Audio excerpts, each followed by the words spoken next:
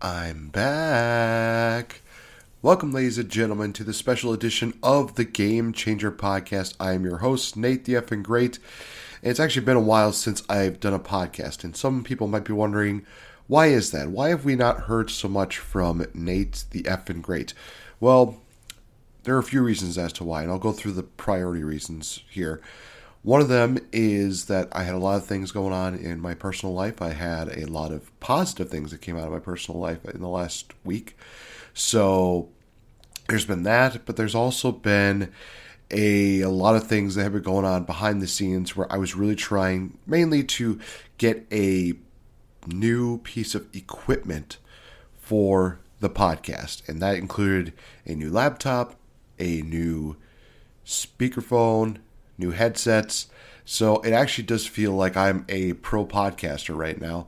And I definitely want to say, for those of you that have been listening in, thank you so much for your patience. And for those of you that are new, you kind of know that this is kind of how it's going to be for a while. But one of the things that I definitely wanted to do with this special podcast, and this is kind of going to be more of another one of those flat out raw deals where you're not going to hear that much in the way of music, pop and circumstance, stuff like that, because I'm still working on figuring out how to do the programs for this. So bear with me. But I also wanted to do a podcast in which I would get the chance to talk about this upcoming weekend, and that is, it's WrestleMania weekend. WrestleMania always had a special place in my heart for the longest time because it was the granddaddy of them all. You get to see so many big matches and so many great matches on these shows. You get to feel like it's a culmination of so much hard work and effort that a lot of these people had put in would, fully pay off with this. So to see that kind of dwindle a bit in the last while, because Monday Night Raw has become unbearable. SmackDown has had its more ups than downs as of late. And now WrestleMania does not feel as special and as much as more sought out as it's been in the past.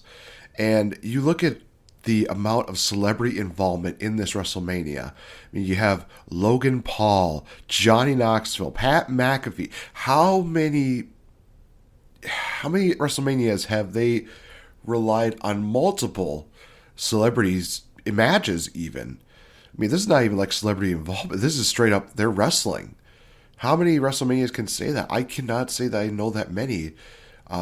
I know WrestleMania 11 had the main event of Lawrence Taylor and Bam Bam Bigelow.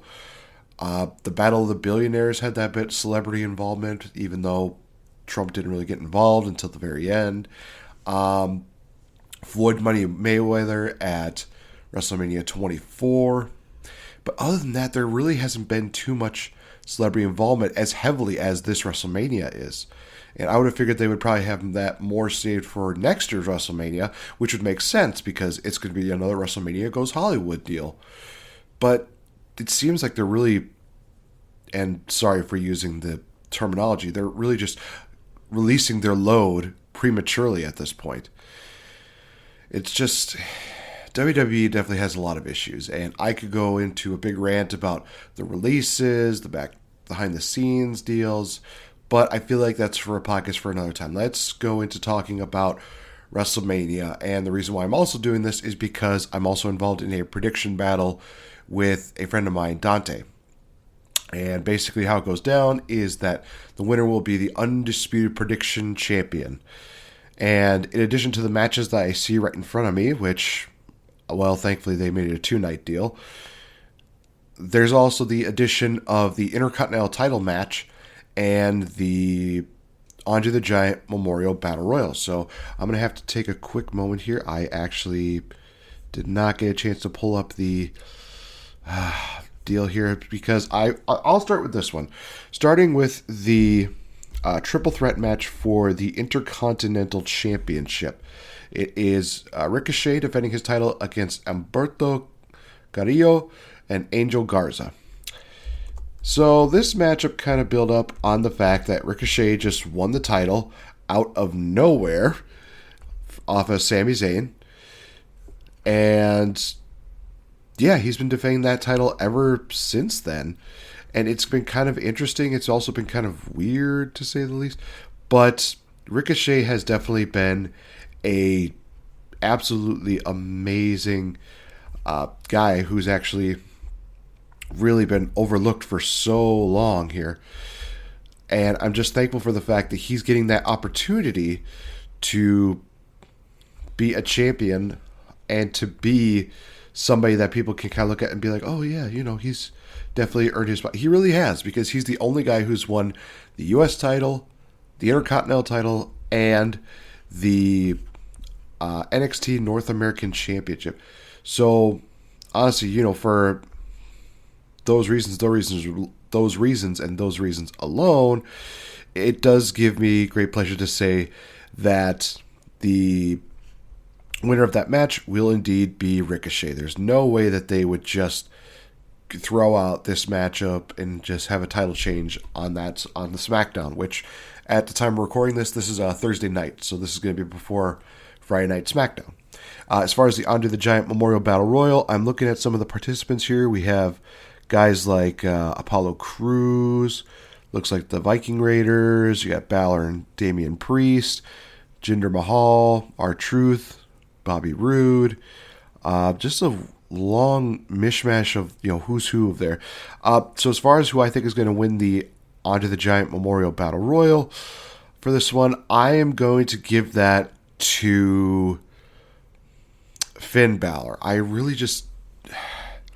It is frustrating to see that both Finn Balor and Ricochet are champions and they're not even booked on the WrestleMania card. They have to be booked on a SmackDown before WrestleMania. So it is what it is. So, all right, let's go into what the WrestleMania card is right now. Starting with night one, we have, for the Raw Women's Championship, we have Becky Lynch versus Bianca Belair. I actually had the privilege of being in Las Vegas for the match where they had Becky Lynch and Bianca won. And I was shocked and also a bit disappointed. So I'm hoping that this matchup is going to be anything. It's going to be the opposite of that. It's going to be a good match, long-winded. It's going to be an absolute slugfest between the two of them. And with everything that's been going on between the two of them, the recent Raw where they actually showed Bianca cutting Becky's hair, that kind of made things more interesting. As far as who I think is going to win the matchup, I truly think that Bianca's going to win back-to-back WrestleManias. And she deserves it. She's somebody who hasn't really been jammed down people's throats. She's been one of the most hardworking stars on Raw.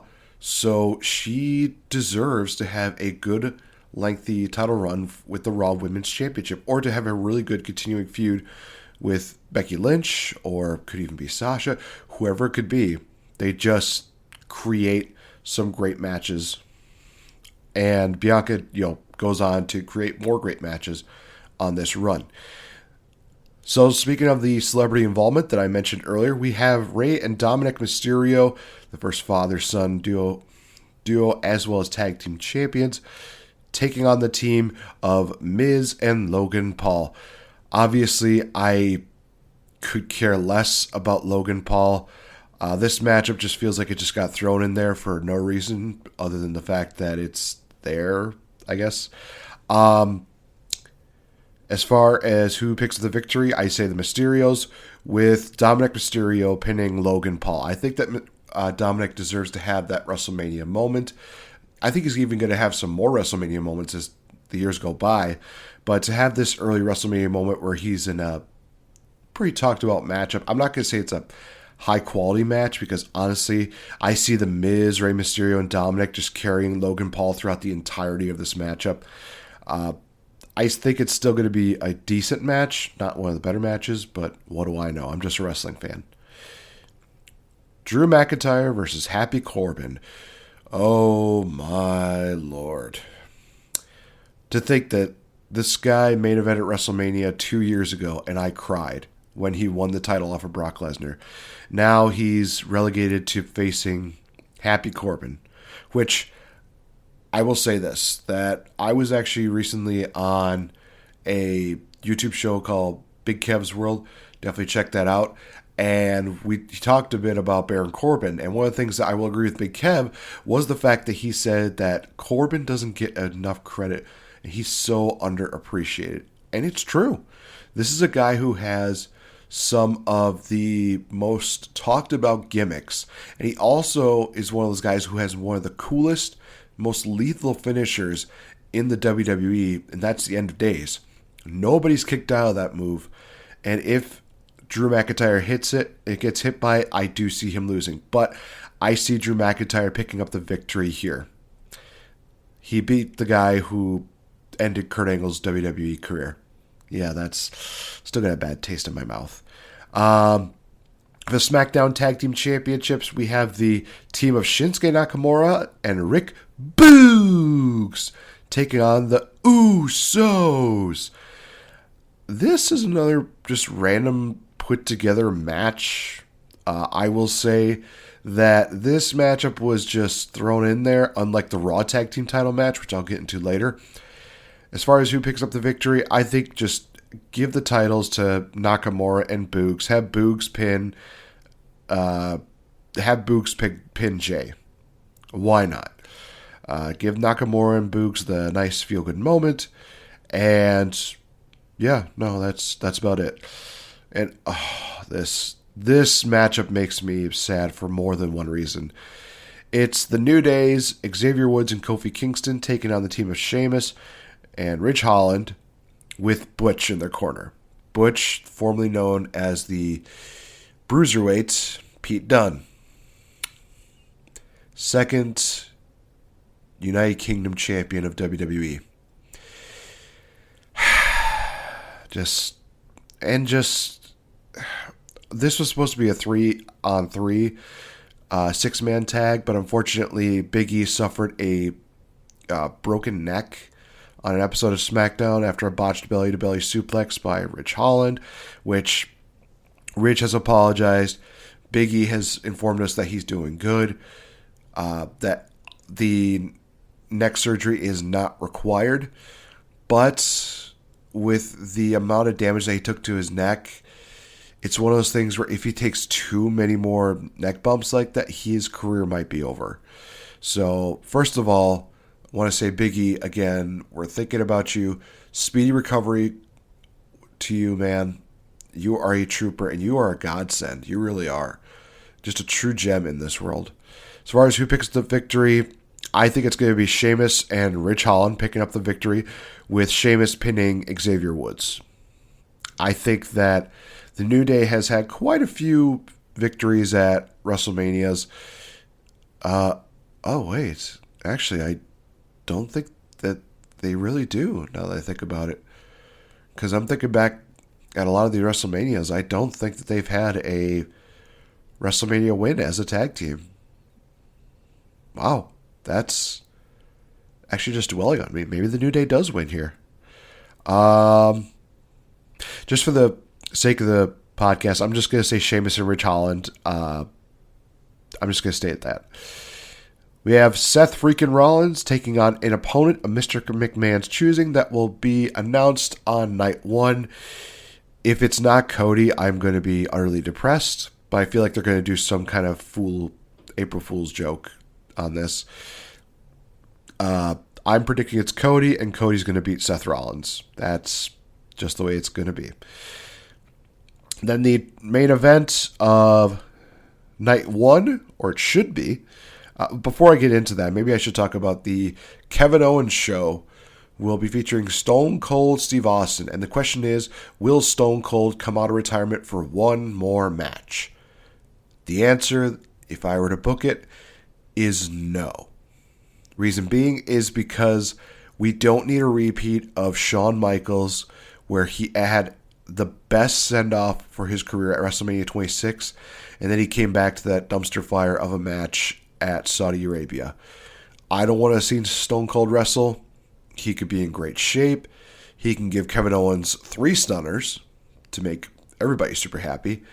But he does not need to wrestle. I have no interest in seeing him wrestle. He's had a great career. What's this one more match going to prove? It's not going to prove anything, in my opinion. Now we're going on to the main event. True main event, which should be Charlotte Flair versus Ronda Rousey, i.e. because Ronda won the Women's Royal Rumble, and Royal Rumble winners deserve to main event WrestleMania. That is how tradition should be upheld, and that is how tradition should stay. I'm just saying. The feud between Ronda and Charlotte is not as overly dramatic as the feud where they had Becky Lynch at WrestleMania 35. I was at that. That was a fun WrestleMania. It was long, but it was fun. I do like that Ronda and Charlotte are trying out different submission moves on each other. If they would have made this like a submission match or an I Quit match, it would have made so much sense to put it here. But I'm still happy with this. As far as who picks up the victory, I'm going with Ronda. I think Ronda's going to break out a submission move, maybe even a new one, because I think she's trying to find something else to replace the armbar. If she does the ankle lock like she did on that one episode of SmackDown, if that's how she wins the match, I would be perfectly okay with that. Pay homage to Kurt Angle. What an awesome dude. All right, so now we're on to night 2. Oh, boy. Still got 7 more matches to talk about. We have the women's tag team 4-way matchup for the titles, in which Queen Zelina and Carmella face off against Sasha and Naomi. Team number 3, Rhea Ripley and Liv Morgan, and Natalya and Shayna Baszler. Wow, they really just want to put everybody in the pool, don't they? So, I'm reaching a point where the women's tag team division on NXT is better than the main roster one. And that's also because of the fact that so many women have been let go in the last year and a half plus.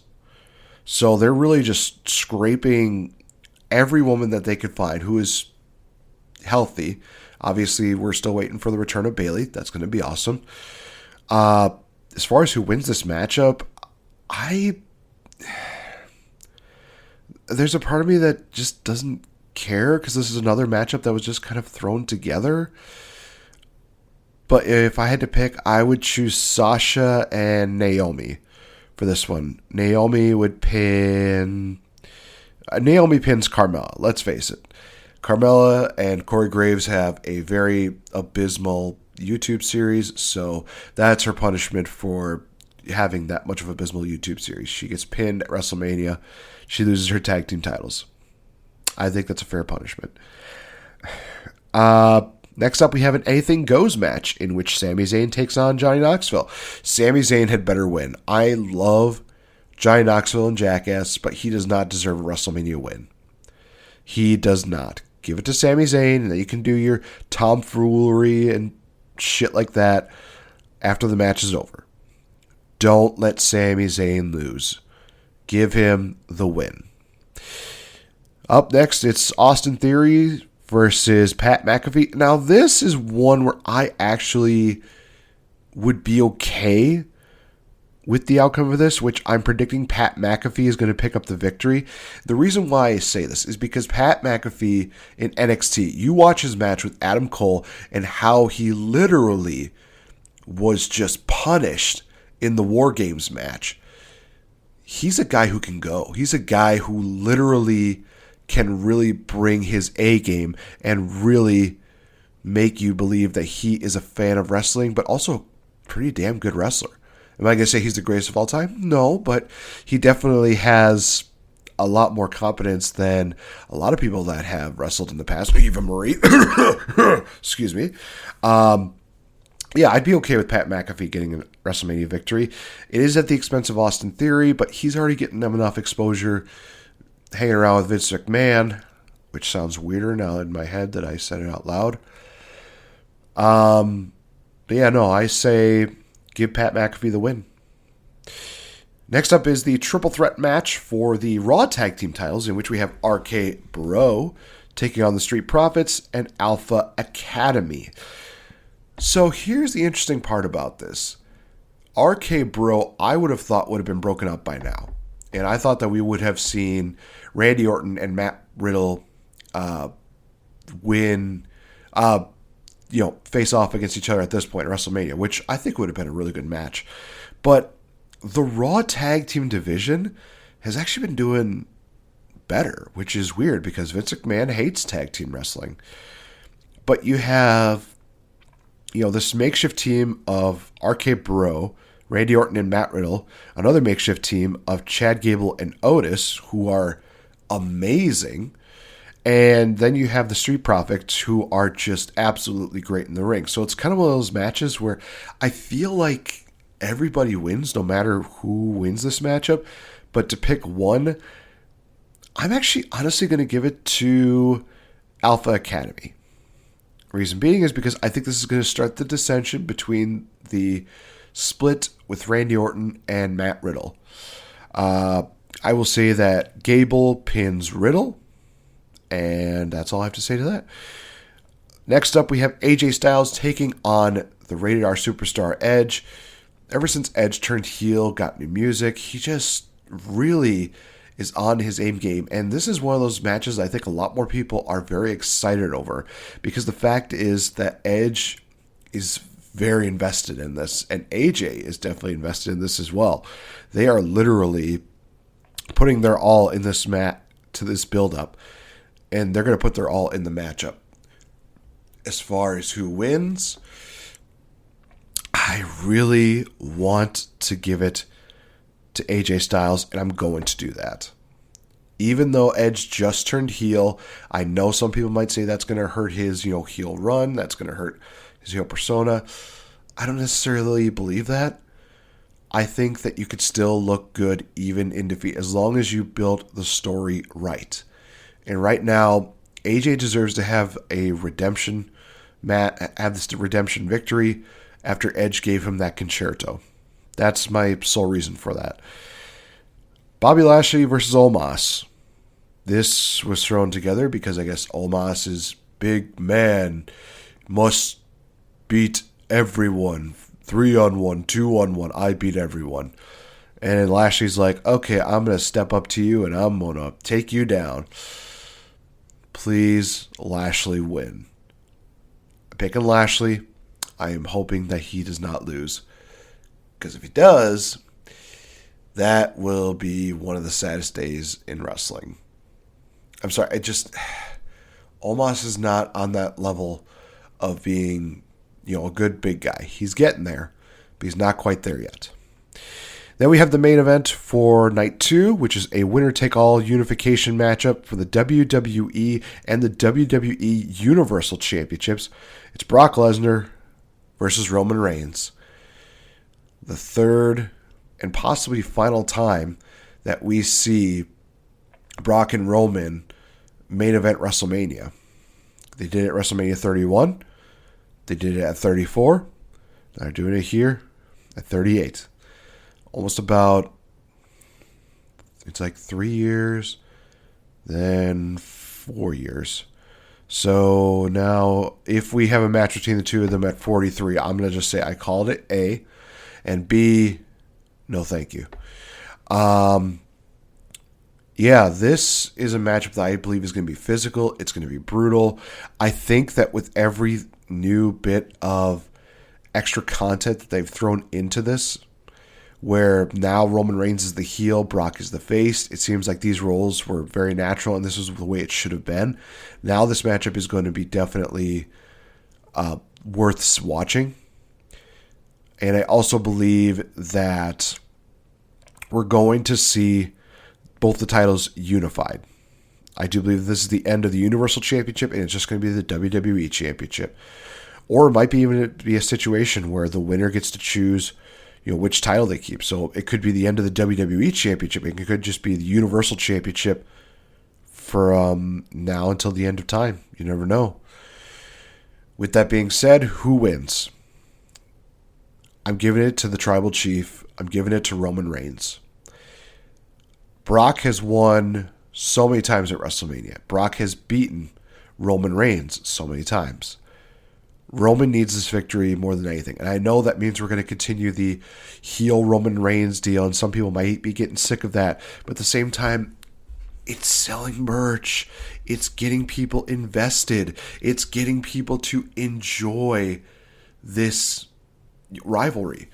And this side of Roman Reigns that a lot of people didn't know that they wanted until they got it. And then it's like, oh my God, he's absolutely amazing.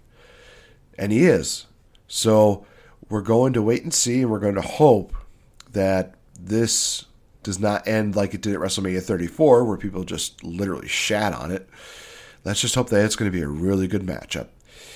So those have been my WrestleMania predictions, and that has been another edition of the Game Changer podcast. Thank you guys so much for tuning into this. Thank you so much for listening in. Definitely check me out on Twitter as well as on Instagram at RealFNGame. You can also check me out on the YouTube page, where you'll just need to enter in the Game Changer Podcast Network, and you'll find me. You'll see videos of these podcasts. You'll see videos of me going to Chop City, because every single time it hurts. You also see random videos that you might see me do for comedy, stuff like that. It's just going to be a lot of fun. Other than that, you guys, check out every single podcast format that you can get your hands on, whether it is here on Spreaker.com, whether it's on iHeartRadio, iTunes, Spotify. I'm trying to remember most of these things. I need to write a list of this from now on. So many great podcasting formats, including Apple Podcasts as well. Definitely check them out, subscribe, give your thoughts. And hey, if you have any questions that you would like for me to answer on the show, check me out on Twitter. Like I said, ask me there. Check me out on Instagram. Ask me there. There's a lot of great things that are going to be happening, including Water City Wrestling Con, which will be taking place on May 21st here in the good old state of Wisconsin. I will talk more about that as time gets closer. And yeah, thank you guys so much for listening in. Have a good one. And I will see you guys next time. Hopefully you enjoyed this new show where I had a different equipment and the same amount of fun. Thank you guys. Take care.